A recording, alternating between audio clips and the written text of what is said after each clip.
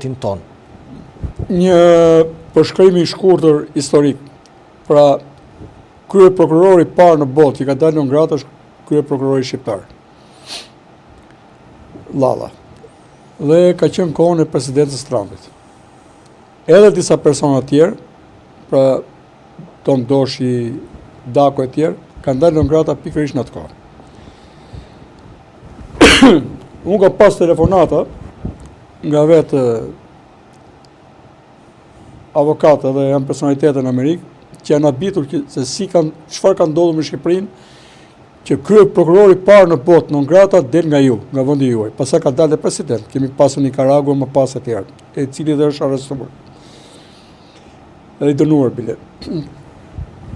U vazhdua me Bidenin. Tani rivazhdohet prapë me qeverinë e Trumpit dytë.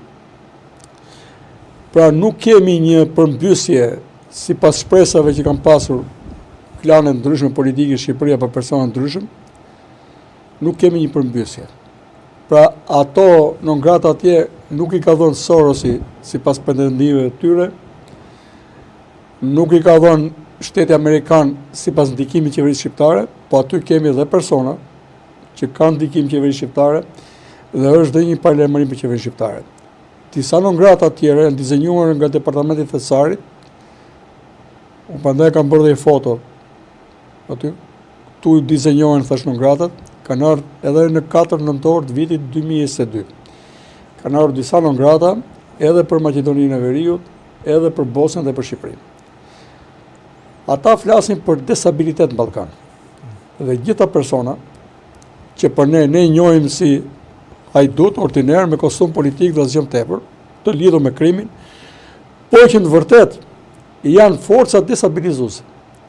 Fuqia e tyre, influenca e tyre ka bërë që këta persona dizenjohen si persona me fuqit mjaftueshme të destabilizojnë politikën e Ballkanit, të imponohen në institucione, të kenë influenca të jashtëligjshme, të emërojnë njerëz kudo, të shtrihen koncesione, privatizime në tendera, investime publike në për trafiqe e tjerë. Kështu që ajo që më bën përshtypje është një fjali që duket si e thatë, të përdoren mjete të tjera, pra më efikase. Të përdoren mjete më efikase. Dhe besoj që edhe me njoftimet që bën sot po Departamenti i Shtetit, edhe ambasada, se gjitha këto lidhen edhe me trafikun, ata po e vendosin në qendër të vëmendjes si trafikun dhe korrupsionin. Dhe nuk mund të ketë vende që mbyten nga trafiku i narkotikëve pa qenë të korruptuar. Janë bashk, edhe konflikti i interesit shkon bashk, edhe shpërdorimit e tyre shkon bashk. Kështu që unë mendoj që ne do jemi jo vetëm një e rëndësishme është që ne të bëjmë një katarsis si popull. Një katarsis si popull? Si popull, për qasjen tonë. Ne du të heqim dorë nga pasurimi i shpejtë. Nga ëndrrat për t'i zgjidhur punët me rrugë të jashtëligjshme. Ne du të shohim vërtetën sy. Nuk mund të ndërtosh jetën tënde në kuris fatkeqësisht të një tjetri. Qoftë duke helmuar me trafik narkotikësh, qoftë duke i ndërprer karrierën me intrigë, qoftë duke vjedhur punën e tij, duke vjedhur pronën e tij, duke vjedhur drejtën e tij në një treg të lirë që s'është i lirë, e gjitha format e tjera. Për këtë arsye ne, në fundit, kjo është sfida e demokracisë ku një i drejt e ka votën barabartë me padrejtin, besimtari me të pabesin, ignoranti me të shkolluarin. Ne duhet të ngrem nivelin e përgjegjësisë të atij votuesit thjesht. Dhe për këtë arsye vlerësohet besoj më shumë kurajo për të thënë vërtetat, ndonjëherë se sa postulatet juridike që të mund t'i ditë të tjerë, por që nuk i thonë. Dhe duke mos pasur guxim t'i thonë, instalojnë kokën e tyre dhe mungesën e guximit për të menduar dhe pastaj bën dhe pa aftë. Besoj do të forcohet qendrimi amerikan, shpresoj të forcohet. Trumpi është i paparashikueshëm, i ndan gjërat dhe më shpejt, edhe në forma jo konvencionale, dhe unë i siguroj shqiptarët që në këtë moment ai është me kurriz nga ky establishment politik shqiptar. Fakt, qofse qëndrojmë në këto zhvillime, Roma, do doja t'ju pyesja pak në një intervistë të dhënë të Ilir Metës së fundmit, tashmë ka ngelur i shokuar nga gjetja që ka bërë SPAK të një karte tjetër të ish bashkëshortes tij Monika Kryemadhi. Apo ndihen Ilir Meta rrezikun që aty i ka punët me kohë të gjata, apo në anën tjetër pritet të ketë zhvillime pozitive në krah të Ilir Metës? Si ke parë këtë deklaratë Ilir Metës, edhe si po e shikon dhe hetimin e SPAK-ut? Ishe më serioz sa duhej kur bëri të pyetje për Metën. Tani unë pyetje bëj. Po. Unë nuk jam si ata kolegët e mi që i din të gjitha. Edhe që qeshin aty, që kur flas donjëherë unë qeshin atë. Shiko, po tani çfarë bëjnë tani? Pyet për Metën, edhe unë jam shumë serioz kur përgjigjem. Ja.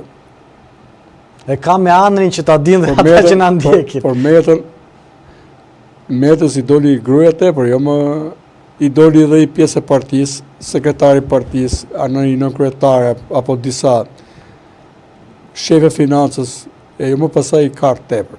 Nuk e ka probleme. Meta ka ndjekur rrugën e mohimit të gjithçkaja. Megjithatë, edhe kur po e marr në forma analogjie, edhe pse s'ka analogji në këtë rast. Edhe kur ndash me gruan, edhe kur ndan pasurinë, ndan edhe pasurinë, po ndan dhe borxhet. Je solidar dhe ke borxhet që ke krijuar. Tani Meta i ka marrë të shërbime ai dhe familja e tij. Dhe kur fëmijët ka pasur të vegjël, dihet përgjegjësia penale për njerëzit që janë nën kujdesari ose janë nën moshë. Nëse fëmia im shkollohet me para të zeza dhe është nën moshën 18 vjeç, përgjegjësinë e mban prindit ose kujdesari. Por ne kemi lënë klauzura ligjore të flenë atje. Unë si kam lënë. Duke bërë një jetë publike, bërë më i përgjeshëm kur dalë flasë.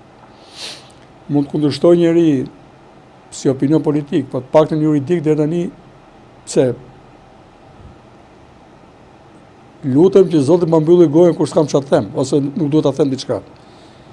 Tani ka forma tjera të cilat e implikojnë atë pafund. Megjithatë, ai ka mohuar Ismailin, që e ka mik.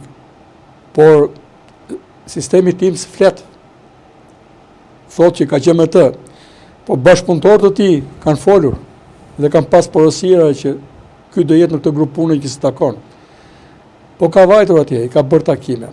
Thonë që ka dhe fotografi, le t'i nxjerrin, le të marrin guximin tjerë të nxjerrin. Deri tani, unë kam vërejt diçka, ishte i qetë sa pa u thritur SPAK si person. Kur u thy ajo atuja, ra atuja, kur e thritën zotëri, bën 2 vjet besoj, për 4-5 muaj, kur u thirë për parë në SPAK, aty shkalloj komplet pasaj. E humbi komplet atë qetësinë dhe dashurinë që e kishte marrë. Atë maturinë që tregonte. Po, që e kishin dhënë këto lobingjet gjermane për ta kuruar që nga viti 2013 e këtej. E humbi sa filloi typ edhe si për ta las tabelave që ka gjetë pasaj, poshtë përpjet. Ipte në një aty në sipër këto kodrave Tiranës, si ishte një. Edhe bëri dhe, si ta e kam bërë, tha, atrakcion turistik, tha. Po. A tabele. Kështu që zotëria e di. Ai e di më mirë se gjithë çfarë ka bërë. Dhe ka ndjekur atë rrugën që themi ne me gjuhë popullore, nuk thot ndonjëherë Hajduti, sidomos Hajduti shqiptar që vodha.